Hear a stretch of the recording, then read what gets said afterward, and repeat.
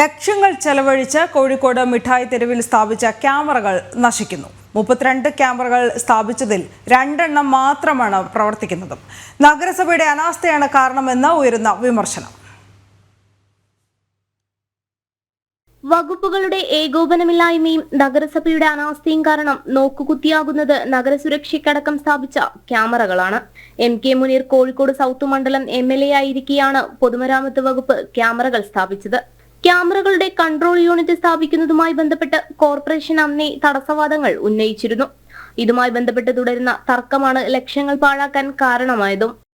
സ്ത്രീകളെ സംബന്ധിച്ച്, കുട്ടികളെ സംബന്ധിച്ച് സ്വതന്ത്രമായി ആളുകൾ നടക്കുന്നൊരു പ്രദേശം, അവിടെ CCTV അത്യാവശ്യമാണ്. സുരക്ഷ എന്നുള്ള രീതിയിൽ അടിയന്തരമായി ഈ വിഷയത്തിൽ ഗവൺമെൻറ് ഇടപെടണമെന്നാണ് BJPക്ക് ആവശ്യപ്പെടാനുള്ളത്. അടിയന്തരമായി CCTVകൾ എല്ലാം തന്നെ പ്രവർത്തിപ്പിക്കുന്നതിന് വേണ്ടിയിട്ടുള്ള സാഹചര്യം ഒരുക്കേണ്ടതാണ്. പൊതുമരാമത്ത് വകുപ്പ് സ്ഥാപിച്ച ക്യാമറകളുടെ അറ്റകുറ്റപ്പണി നടത്താൻ കഴിയില്ലെന്ന സാങ്കേതിക ന്യായമാണ് കോർപ്പറേഷൻ നൽകുന്നത്.